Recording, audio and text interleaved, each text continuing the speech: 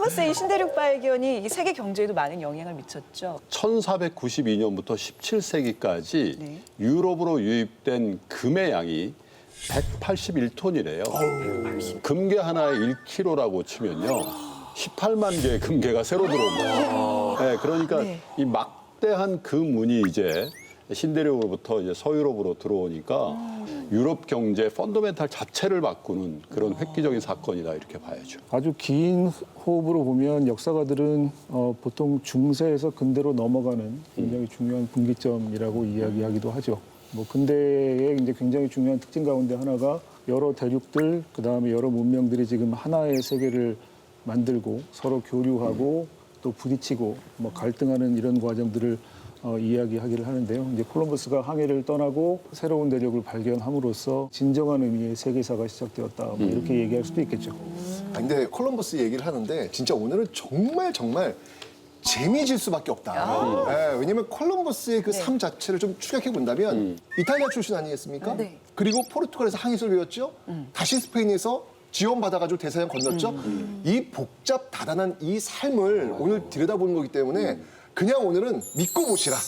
무조건 재밌다. 좋네, 이런 말씀. 예, 예. 근데 우리가 위인전 어렸을 때 한 번씩 읽어봤잖아요. 읽었죠. 위인전, 그야말로. 위인전, 그렇죠. 어떤 이미지로 남아있어요? 저는 콜럼버스? 초등학교 때 콜럼버스 그 전기를 읽었는데 어떻게 그 바다를 향해서 나아갔을까? 굉장히 용감한 사람. 혁신가 뭐 이런 사람으로도 기억에 남아요. 네. 이제까지 저희들 좀 이렇게 어렸을 때 이렇게 왔던 콜럼버스에 대한 평가는 꽤 높았죠.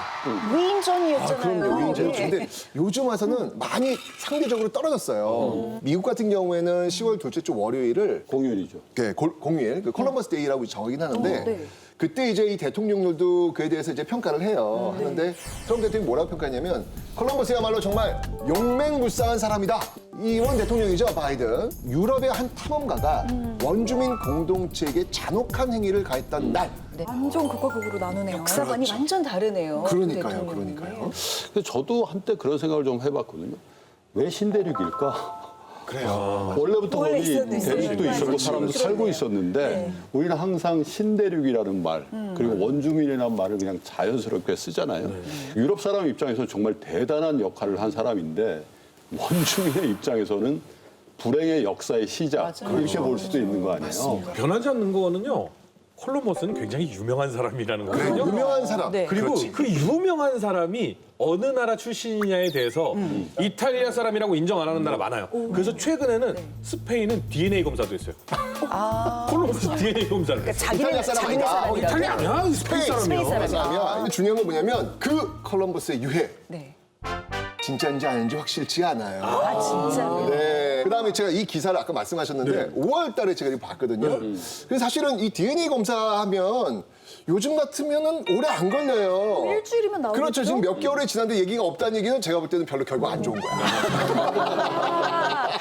역사학자들은 대개는 콜럼버스가 이탈리아에서 태어난 거는 맞다. 그리고 제노바에서 아주 어렸을 때부터 바다에서 이제 선원 생활을 했다는 게 이제 일반적인 정설로 이제는 굳어지고 있는 것 같습니다. 제노바는 이탈리아에 있는 도시잖아요. 제노바 위치를 혹시 아시나요? 이 오른쪽 뒤꿈치 쪽에 이렇게 내려가서 저기 나오네요, 저기. 아니요. 네. 뒤꿈치가 입구 쪽에 부추 저기 짚어 시작하는 데. 예, 제노바의 위치를 보시면 지중해 면에 있기 때문에 아주 오래전부터 항해에 익숙했던 그런 곳이고요. 이제 무역에 익숙했던 곳이고 조선업이 발전했던 이제 그런 곳이죠. 저 제노바를 중심으로 해서 동서양 혹은 아프리카 이런 쪽에 이제 물건들을 많이 이제 들여오고 또 나가고 했던 그런 이제 기록을 갖고 있는데 각각 사고 파는 그 화폐가 있었을 텐데 네. 그게 이제 이탈리아 화폐도 있었을 거고 아프리카 화폐도 있었을 거고 혹은 동양의 화폐도 유통이 됐을 거란 말이에요. 그 환전을 담당했던 사람들이 건물 안에 있지 않고 길에 벤치에 앉아서 그 일들을 했다는 거예요. 지금 뱅크라고 하죠, 은행. 네. 네. 그게 이제 뱅크의 연원이 벤츠에서 나왔다. 이럴 수가. 이렇게 벤치, 기록이 돼 뱅크 있어요. 같은 어원이라고. 네, 그 네. 방카 아마 그렇게 불렀어요. 이탈리아어로 네. 불러가지고 탁자를 의미하는 거예요. 되게 좋았겠다. 이 벤치에 앉아서 돈 버는 거잖아요. 아, 교역을 통해서 이렇게 부를 쌓을 수 그렇죠. 있구나. 이걸 콜럼버스가 딱 깨우치지 않았을까요? 자, 이탈리아 제노바에서 이제 바다와 무역에 눈을 뜬 콜럼버스. 근데 그의 활동 무대는 이탈리아가 아니었죠? 네. 1476년의 어느 날 콜럼버스가 올랐던 지노바의 한 상선이 해적의 공격을 받는다. 프랑스와 포르투갈 해적의 맹렬한 공격 끝에 결국 콜럼버스가 탔던 배는 침몰하고 그는 포르투갈의 어느 해안까지 떠밀려오게 된다. 우연히 닿게 된 낯선 타국. 이탈리아 사람 콜럼버스에게 새로운 기회장이 열린 순간이었다.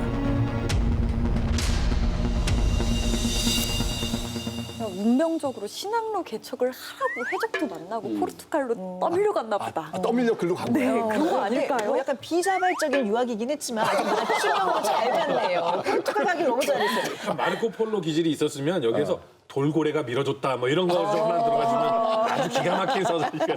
어쩌면 이 콜럼버스가 지금 포르투갈로 넘어간 그 네. 이야기는 네. 콜럼버스가 직접 뭐 기록하거나 이야기한 건 아니고 네. 그의 아들에 의해서 남겨진 거예요. 그래서 이게 어느 정도 과장된 건지는 좀 이제 지켜봐야 되는데. 아들이 쓴 얘기니까. 그렇죠. 네, 어쨌건 간에 그 과정을 거쳐가지고 포르투갈에 나타나는 건 맞아요. 정확하게 얘기하면 해적은 아니고요. 사략선이라는 것이 있습니다. 사략선이라는 말은 사적으로 약탈을 한다라는 말이잖아요.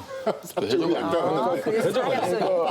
원래 무역을 하거나 뭐 이런 사람들한테 나라에서 이렇게 공인을 해주는 거예요. 나라가 그래서- 강도짓을 인정한다는 얘기예요? 그렇죠. 이제 왜 그러냐면 아직 해군이 본격적으로 발전하지 않았던 시기이기 때문에 유사시에는 어선이나 혹은 무역선을 전함으로 개조를 하기도 하고 또 아니면 아예 그냥 그 사적으로 무역을 하는 사람들이 거기다가 대포 같은 걸 싣고 돌아다니면서 뭐 적국의 배를 공격해가지고 재물을 취하기도 하죠. 뭐 대표적인 예가 영국의 엘리자베스 여왕이 해적들을 공인했다라는 게 이제 그런 예에 해당이 되는 거죠. 드레이크인가 그러죠. 네, 그렇죠. 캐리비안 그리고 지금 해적을 중심으로 한 그 만화 이게 전부 다 이 드레이크가 모티브가 된 그러니까 이때 당시에 해적을 모티브로 한 건데 이 사람은 정말 유명한 게 해적이었잖아요. 근데 나중에 영국의 제독이 돼요. 그리고 기사 자기를 받고 엘리자베스 여왕은 이 사람을 오 나의 해적 이렇게 불렀었어.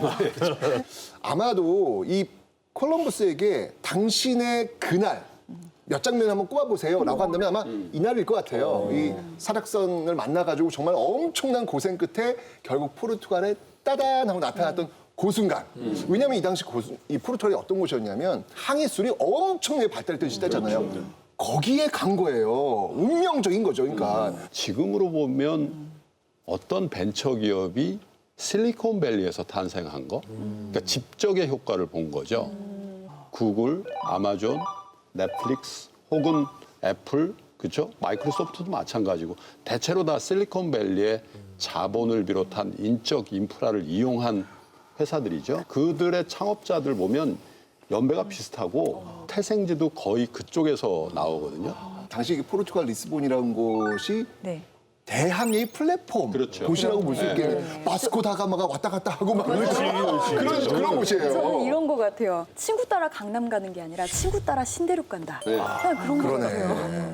정말 맹자 어머니가 대단하신 게 주변이 어떠냐에 따라서 정말 많이 바뀌는 거잖아요. 콜럼버스 주변에 뭐 바스코다가마라든지 그 마르코 폴로 이야기 뭐 이런 거 읽고 했으니까 이렇게 됐지. 예를 들어서 주변에 누가 코인에서 잘 됐대더라 그럼 그럼 콜럼버스 코인하는 거야. 누가 부동산에서 잘 됐다 그럼 부동산 사는 거야.